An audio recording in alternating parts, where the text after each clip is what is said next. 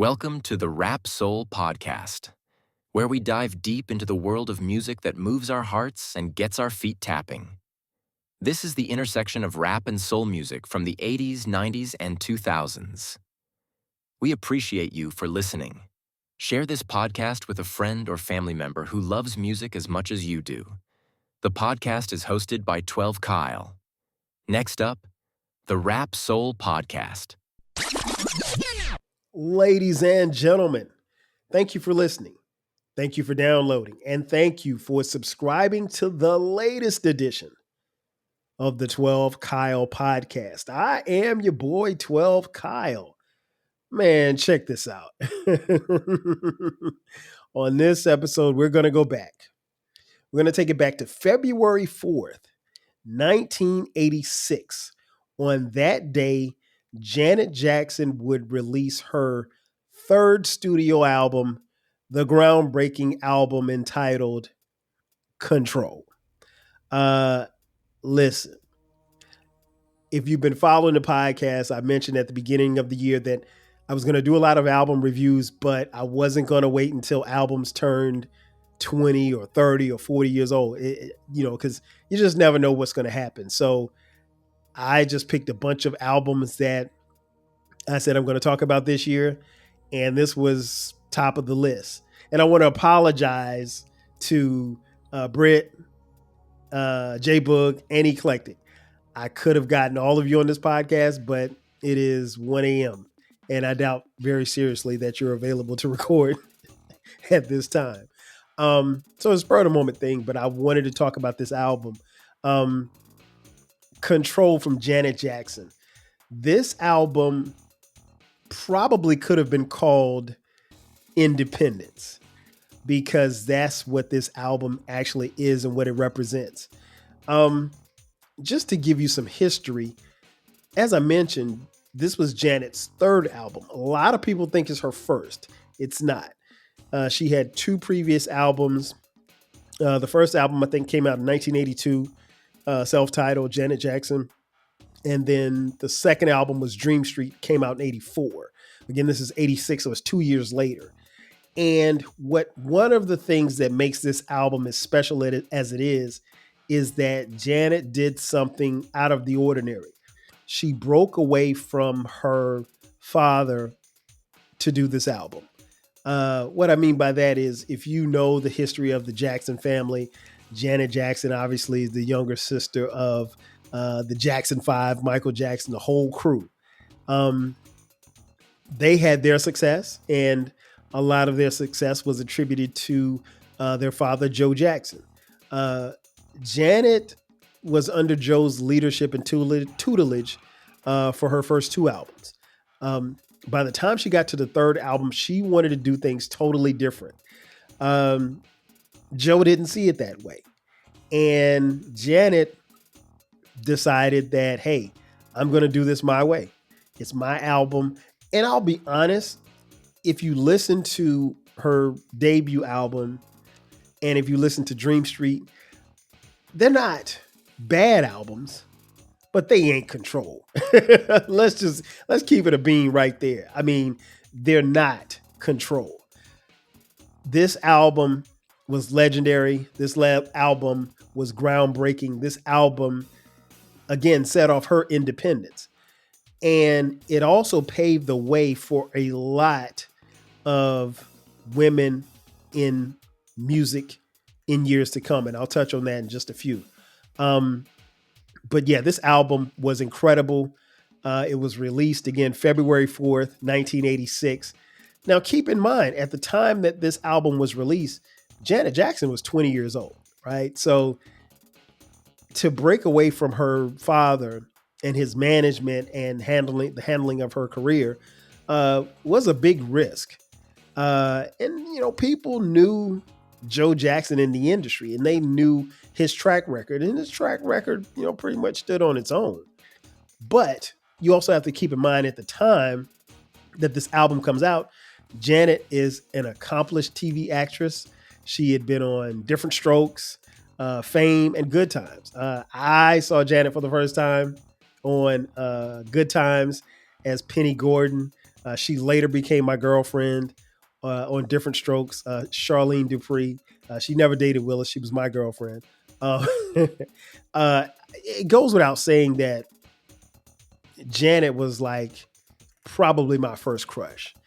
Little did I know, like Janet's 6 years older than me, almost 7 years older than me. Let's just say 7 years older than me.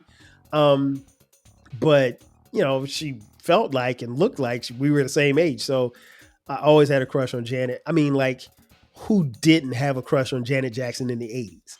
If you were a young man and you didn't have a crush on Janet Jackson in the 80s, you probably didn't have a pulse, right? So that being said, she was accomplished as an actress. The music thing took a minute to take off. And what was interesting is that you have to look at her career path and you think, okay, you're going to break away from your father and his success. And she wasn't trying to detach herself from the Jackson name because she could never do that. But she wanted to do things on her own in her way. And thus the title and the movement of this album is Control. It was Control. She didn't want to play by her family rules. She actually fired her father as her manager, and she hired John McClane as her manager. Now, John McClane, not the former politician, but John McClane, the music executive, he suggested that Janet go to Minneapolis and to try to work with a couple of former Prince associates, James Harris III, aka Jimmy Jam, and Terry Lewis, formerly of The Time. Those guys had broken away from The Time because they were fired by Prince. Shout out to Prince. And so you had this combination of Janet leaving Los Angeles to go to Minneapolis. I mean, and in most folks' minds, who would leave Minneapolis to go who would leave LA to go to Minneapolis? But what we get is Janet and her attitude, if you will, on the album. And what you got was Janet doing an album that she actually wanted to do. I don't necessarily know that the first two albums weren't the albums that she wanted to do, but they clearly don't represent what she was trying to represent at that particular time. And, if you think back to yourself, all of us were 20 at some point. At 20, how much were you listening to your parents, right? Probably not a lot. And although she had not had the success as a recording artist, she had had success as an actress, and she knew what she wanted out of this album. And so thus she goes to Minneapolis. The intent was just to be there for a couple of weeks. She ends up spending months there to record this album. And this album is one of the best albums of the 80s. It is one of my favorite albums of any music genre. The album is a banger from front to back. Again, released February 4th, 1986. There's a lot that I can say about this album. We're going to do a deep dive. But some of the things that stand out, obviously, you got to start with the production. This album is superbly produced by Jimmy Jam and Terry Lewis. Again, Jimmy Jam and Terry Lewis were in The Time, so they knew how to craft music. They knew how to craft songs. They knew how to write songs. They know how to make the production sound big. And almost every song on this album sounds big. One of the great things that I love about this album is that no two songs sound alike. But yeah, they had, the beats were like very hard edged. I always call it the Minneapolis sound because the beats have a Minneapolis sound, if you will. And they get that from their time, being residents from Minneapolis and their time with the group The Time. And then, of course, working with Prince and everything. So there's a certain sound, the percussion, piano, synthesizers, heavy on the synthesizers is this album. And this was really before technology. They were, when I speak of they, I mean, Jimmy Jam and Terry Lewis were really ahead of the curve sonically as to how an album should sound. But, they have a little bit of funk. It's a little bit of pop. It's a little bit of R&B. and it's a little bit of what I call arena music, where it really plays well and loudly in an arena. Um, this album is 41 minutes long, and they don't waste any time with this album. And one of the things that I love about this album is that it is a very easy listen. And when you're finished listening to this album, it really doesn't feel like it's been on for 41 minutes. Um, the time goes by very fast. And again, I don't think they waste any tracks on this album. The album is only 9 songs long, which I think is perfect for an album. You don't have to have an album that lasts an hour, but the production is damn near perfect. It's very aggressive, it's in your face, and it fits the style that Janet wanted to portray. It fit, I think, where Janet probably was in her personality. She was no longer the little Jackson. She was no longer the, you know, goody two shoes little girl that, we had grown to love. She was someone who was stepping out of her shadows stepping out of the shadows of her older brothers. And what's interesting is that there's no help from any Jackson on this album, at least none that I could tell. You might have Michael on the background, but I don't think he's listed on any of the credits. Let me just double check. But no, there's no other Jacksons on this album. Just Janet, and that's it. And again, it flows very smoothly. 9 tracks, get you in and get you out. This album, in my opinion, is flawless. She released several singles from this album, and each of the singles has their own identity in Janet's ascension. Now, one thing that you have to keep in mind as well is that when you talk about these singles help propel Janet to superstardom, because when this album comes out and it hits airwaves, it not only got radio play on black radio, but it got airplay on white radio as well. It was all over MTV. Janet's videos for this music, and we'll talk about it a little later, her videos were incredible. Her videos were relatively long, but they were mini movies kind of like. And she took a page from her older brother, Michael, in that sense. And I think that's one of the things that you will always remember about this album is there were some great videos that accompany these songs. But the songs, and I'll go in order, What Have You Done For Me Lately, which was released January 13th of 1986. So it was released shortly before the album dropped. The second track that was released was Nasty. That was released April 15th, 1986. So that came out after the album came out. When I Think of You was released July 28th, 1986. Then the title track, Control, was released October 17th, 1986. The Slow It Down, Let's Wait a While ballad was released January 6th of 1987. Then the sixth song that was released was The Pleasure Principle, which was released May 12th, 1987. And the last song that was released as far as a single, so it was actually 7, not 6. Funny How Time Flies When You're Having Fun. That was released November 25th of 1987. This album had an incredible run as far as how long it was on the charts. This album dominated the charts. Janet dominated award shows. It was incredible. I mean, just to give you, not that I care about the stats, but I'm going to give you some of the stats. Billboard 200, she had 6 top 20 singles. 5 of those landed in the top 5, and 1, When I Think of You, reached number 1. The album also earned 4 Grammy nominations, including Album of the Year. It didn't win Album of the Year. That was won by Paul Simon's Graceland. But Jimmy Jam and Terry Lewis did walk away with Producers of the Year, and rightfully so. But it had a slew of nominations as far as the album was concerned. Favorite Soul R&B for Nasty, Favorite Soul R&B Artist for the American Music Awards, Best Music Video for What Have You Done For Me Lately, Album of the Year for Soul Train, best choreography for Nasty at the MTV Music Video Awards. I mean, incredible, incredible, incredible. This album went 5 times platinum. Everybody that I knew had this album, myself included. I had the tape. And I played this tape forever and forever and forever. And then later bought the CD. And I think at one point, by the time I was in college, I bought the vinyl.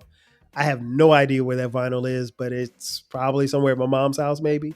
But nonetheless, I mean, the singles, the production was crazy, and the singles were just really on point. So let's get to the tracks.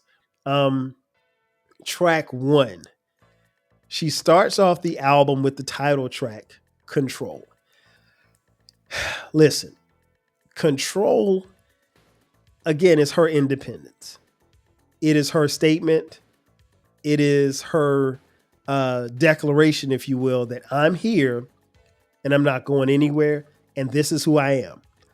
I'm no longer little Penny Gordon. I'm no longer Charlene Dupree. I'm no longer Michael's little sister. I am Janet Jackson. Miss Jackson, if you nasty. But, you know, the album starts off with her talking on Control. And she says, this is a story about control and my control. After speaking those words, the music comes on and she gets busy for, the song's about 5 or 6 minutes long. I mean, like, it's crazy. And if you have time, when you finish listening to this fine podcast, head over to YouTube, pull up the Control video. I think it's like 7 minutes long. I just finished watching it again for the, 10th time today. Love watching this video. It takes me back. She was clowning around with the guys from the time. Shout out to Jerome, Jelly Bean, and of course, Jimmy Jam and Terry Lewis. Great energy, great video to see and watch. But the song is probably about 5 or 6 minutes, and it's just, the percussion is heavy, the synthesizers are heavy. It is a funky ass song and a great lead off song. Then track number 2, Nasty. There's the definitive line of the album. Know my first name ain't baby. It's Janet, Miss Jackson, if you nasty. That's probably the most definitive or most quoted line in this entire album.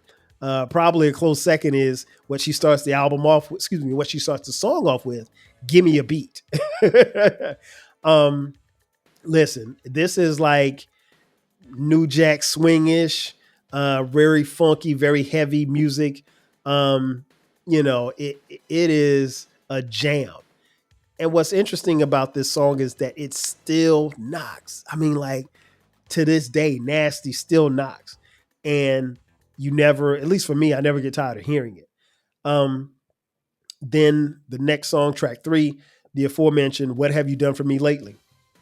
Again, go watch the video. We'll talk about videos in just a second, but the video's slamming and it won several awards. But yeah, this song right here, it is really, really cool. It is like a cool song. And in this song, when I tell you, just from my memory, this song was everywhere. If you did not like Janet Jackson, there's no way you could avoid this song. This song was everywhere. It was on BET, it was on MTV, it was on radio, everywhere. And it's still my jam. I mean, like, and it's funny because, like, when you hear the song, if you were around, you remember where you were when you heard it. I'll just put it like that. Track 4, You Can Be Mine. Okay. Here's the one blemish I think that is on this album. This isn't a bad song. I don't know that I would have put this. I might have put this last if I'm going to put it on the album. And technically, it's the last song on side 1. Shout out to side 1 and side 2, if you're from that era. But, written and produced by Jimmy Jam and Terry Lewis. It's not a bad song. It's not a bad song at all. It's just, it's easily my least favorite song on the album. What will surprise you is my favorite song on the album. So we get to track 5, The Pleasure Principle, written by Monty Moore, from The Time, formerly of The Time. Listen, This song right here is a banger. When people talk about this album, it is almost impossible to talk about Control without mentioning the Pleasure Principle. Um, this joint goes hard. It is still a jam. It is still one that people still talk about to this day. It's one of the most popular songs in Janet's discography. Uh, I never get tired of listening to it. The Pleasure Principle, like she spells it out for her ex, like this is what it is. And again, I never get tired of listening to it. Then we get to track 6, When I Think of You. A very, very poppy, but very happy and feel good song. Um, I love this song. I love this song. I love this song. This was one I think if somebody told me, okay, I got tired of it, I could, because it was played everywhere. That being said, I never got tired of it. And I just, it's one of those joints that I love from Janet, and her energy and what she brought to the track I thought was dope. Then we get to track 7. He Doesn't Even Know I'm Alive. This is my favorite track on the album, much to surprise of many of you who were probably surprised that I said that. Yeah, this is my favorite joint. And I really can't tell you why, but this song, she speaks of being fearful about, there's a guy that she really likes and she has a crush on him, but he doesn't know her. He doesn't even know that, he doesn't know she has a crush, one, and he doesn't even know that she even exists. And she goes through these scenarios about how, she would meet him and come in contact with him and be nervous. And it's a very cute, I have puppy love type story. And I think one of the reasons why that probably resonated with me was because at the time that it came out, I was probably in that stage because I was in I had to be in middle school? I think was I middle school when I think I was in middle school when this album came out. 86. Yeah, I think I was in middle school. So I was young. So, that's the puppy love stage. That's when you first start really liking girls. So He Doesn't Even Know I'm Alive. And what was interesting was there was, if you guys are old enough to remember the dedication hour on the radio, there was, in my hometown of Florence, South Carolina, there was a song that was dedicated on the radio. And this song was dedicated on the radio. And the guy on the radio said, this is from someone special to Kyle. Wait a minute. I'm Kyle. And I don't know who it was. So it was somebody that was crushing on me that I don't know who it was. And I'm almost positive it was me because there wasn't really a lot of black Kyles around in 86. I'm going to step out on a limb and say I was the only black Kyle in my city. I think I feel pretty confident in saying that. If it was dedicated to Mike, different story. If it was dedicated to Andre, different story. But I'm pretty sure there's only one black Kyle in Florence at the time. So to this day, I don't know who dedicated that song to me. It was an admirer. So, and that's not why I love the song, but it's just a little fun fact that always kind of comes back every time I hear the song. I still wonder who dedicated that song to me. Shout out to you if you're listening, because you never said anything. Track number 8, Let's Wait a While. They slow it down with Let's Wait a While. This song is special because we get the slower, sensual side of Janet, which we did not see, at least not on this level, on the first 2 albums. I think how she's portrayed as a Jackson, as the young lady, she's, like I said, she's kind of like a goody two shoes. At least that's the way she portrayed, but she has feelings, she has emotions, she has wants, she has needs. We later came to see the sensual and sexual side of Janet, but we don't get that here. But I think this is a prelude for what we would see in the later albums from Janet, as far as her sensuality, as far as her sexuality, and how she expresses herself. I don't know what that French stuff is she's saying at the beginning of the song, but it's sexy as hell.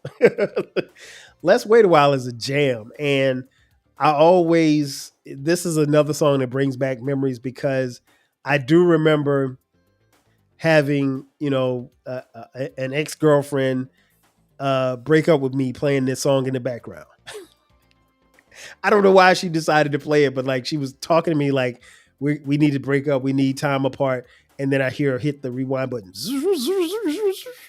and then I'm like, what is she doing? But I'm sitting there listening. We're breaking up. What can I say? But that was always funny to me. But this is a really really dope song. Still love it. It's like I said, it introduced a different side to me of Janet. And then the album ends with track 9. Funny how time flies when you're having fun. Um, Another slow joint, another kind of sensual. Janet slowing it down. She hit you with the headbangers early in the album. She closes out the album on two slow jams. Um, this is dope. This is dope. It is a dope song, and like I said, she does a great job of taking you through the highs and lows of this album from front to back. Again, I can't state it enough how much I love this album. Um, I mentioned earlier the videos. Janet dropped. Now, keep in mind, there are 9 songs on this album. There were 6 videos for this album. That is unheard of. You normally don't get out 6 or 7 singles off of an album. There were 7 singles that released, and there were 6 videos that were released for this particular album. There are videos for Control, Nasty, What Have You Done For Me Lately, of course, The Pleasure Principle, When I Think of You, and Let's Wait a While. The Pleasure Principle video hit a lot of dudes in the chest because here's the thing. In the other videos, we see Janet, she's choreographing, it's dancing, it's everything. And that's what we get in this video. But in this video, in the other videos, Janet, she's in a jacket and she's got padded shoulder pads and, she's propped up and everything and she's fly. But in that Pleasure Principle video, black t-shirt, black jeans, knee pads. Listen, man. It was dudes like, wait a minute, because now we get a chance to see Janet's body. And for a young boy, listen, that was everything. That was everything. And so her doing the flips and jumping on the chair, it was different. And so like, there's not anybody that doesn't remember the Pleasure Principle video. I watched it before I recorded this episode and I was just like, whoa, it still puts a smile on my face. And it's so many years later. But great video. I mean, her choreography was great. And it's funny going back watching the videos because there was a familiar face, one of Paula Abdul, who was a famous choreographer before she became a singer, actress, entertainer, if you will. So Paula's in the videos because she's doing the choreography for the videos behind the scenes. Let's Wait a While video is dope, dope, dope. The video stars Janet and what's the guy's name? Timac. He was in The Last Dragon. It's interesting because, in the song she's talking about wait a while before we take our relationship to the next level, sensual. So in the video, they're sitting on the couch and Timac slides his hand on her knee and he goes to try to kiss her and she pulls away. And she's like, nah, play. I mean, like she gives a look like, no, we can't do this right now. And so he's disappointed. He gets mad. He leaves the house. And it was interesting because like, that's where she was at that stage in her life, or at least that's what she wanted to portray. And I think that's good. And I thought that was good for us to see because like in the song, the video correlates with the song. Let's wait a while, and she says at the end of the song, I promise I'll be worth the wait. And she tells that to him and he gives her a big hug and all is well. But those videos were smokers. All of the videos, Control is, like I said at the beginning, that video is 7 minutes long and it is worth every 7. It is a jam. And I love, even in the Control video, she starts off, she's going to the sound check and her mother in the video is her same mother that was her mother in Good Times, Janet Dubois, the late Janet Dubois, aka Willona Woods, and her dad. I guess he's supposed to be Joe Jackson. He didn't want her to get an apartment, He wanted her to live at home, and it's about her controlling. And then the guys from the time come up and they're clowning her and everything like that, and then they go to the show and they turn it out. It is a dope video. Do yourself a favor, go check it out after you finish watching this and listening to this episode. But the videos are incredible. This album, I mentioned earlier, like you cannot understate how important it was. And the reason why I say it was important is because Janet set the bar for what was to come years later for big female pop stars and just female stars in the music industry. If there was no Janet Jackson and if there was no Control, there would be no Whitney Houston. Now, keep in mind, Whitney was already out, but Whitney wasn't on that level as far as like taking over her career. Whitney's, particularly her earlier part of her career, was really controlled by the powers that be. I think her father controlled her career, and kind of molded her, told her what to do. Her parents, let's just say her parents. But yeah, if there was no Control album, subsequently years later, you don't get Mariah, you don't get Aaliyah, you don't get Beyonce, and people may bristle at the idea of Janet Jackson and Beyonce, but the reality is, if there is no Control album, there's never a Renaissance album. That's just facts. And that's not to compare the two, but Janet's independence on this album paved the way for other women to be independent subsequently years later, because being independent and having your own thoughts and ideas as to how you want your album to sound and how to look and how you want to express yourself on record, that was unheard of. You pretty much did what the record label wanted you to do. And so Janet's independence on this album really paved the way for Beyonce. And I think that shouldn't be lost on fans. Again, it's not to compare the two because they're in two different eras. But yeah, if you don't have a Janet Jackson and if you don't have Control specifically, then a lot of things don't happen in the music industry. And I think Janet opened a lot of doors, and she doesn't get credit for it. And to be honest, she's not really the type to look for the credit. But I just think like if she doesn't do that, then these certain things don't happen down the road. Maybe somebody else opens those doors. I don't know. But Janet kicked the door down. The idea of a woman saying, hey, I want my video to look like this. I want my sound to look like this. I want my producers to look like this. I want this album to look and flow like this. And this is the way that we're going to do it. That was unheard of. Now, although this album is perfectly crafted by Jimmy Jam and Terry Lewis, this is Janet's vision, her vision along with Jimmy Jam and Terry Lewis. And they got no outside influences. This was their baby. And so the songs on Control are very special. Again, it is a must listen. In conclusion, I would suggest that you all, if you haven't done so already, if you haven't done it in a while, go back and listen to this album. This album bangs from front to back, from Control to Funny How Time Flies When You're Having Fun. Again, Janet stepped out of the shadows. She was no longer Michael's little sister. And it's funny because even in watching some of the videos and with Michael being gone, I could see Michael in her face, like, because they look alike, obviously, because they have the same parents. But I think Janet really set the bar on this album. And by putting her flag down, she stated her claim as one of the best in the business. And she still is to this day. Now, where you want to rank Janet as far as singers and, entertainers,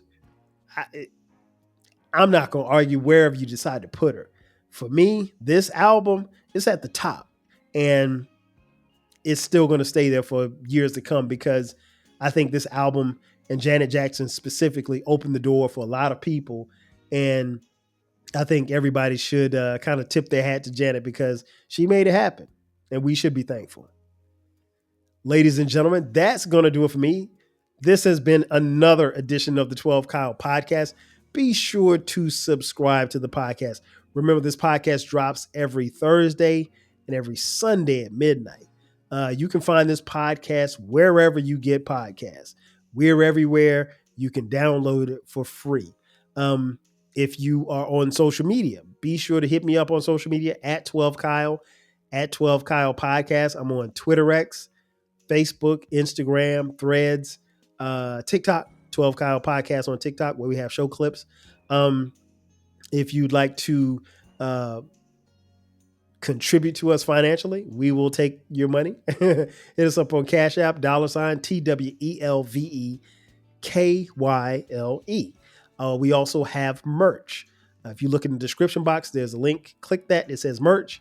You can get 12 Kyle Podcast hoodies, t-shirts, coffee mugs, posters, you name it. We got it for a very low price. If you're watching on YouTube, thank you for watching first and foremost. Also, subscribe, and then share with your friends. Hit the notification button. That way you get notifications when we drop episodes, because the YouTube links actually come out before the actual podcast does. The great thing about YouTube is that we have not only both the visual, but we also have audio as well. So if you want to listen or watch it, you can do it on YouTube. And leave comments. We love comments. Hit us up on, I know you can leave comments on Spotify. You can also leave comments, obviously, on YouTube. Wherever you're listening to the podcast, you should be able to leave a comment or review. Again, that's going to do it for me. I am your boy, 12 Kyle, and this has been another edition of the 12 Kyle Podcast. I'll catch you guys next time. 5 Gs. Cheers. Thank you for listening. This concludes the episode. Be sure to subscribe to the Rap Soul Podcast. You can find the podcast wherever you get your podcasts. Follow the podcast on social media. And feel free to continue this discussion on our Reddit page. More importantly, share this podcast with a friend or family member who loves music as much as you do. Until next time, 5,000.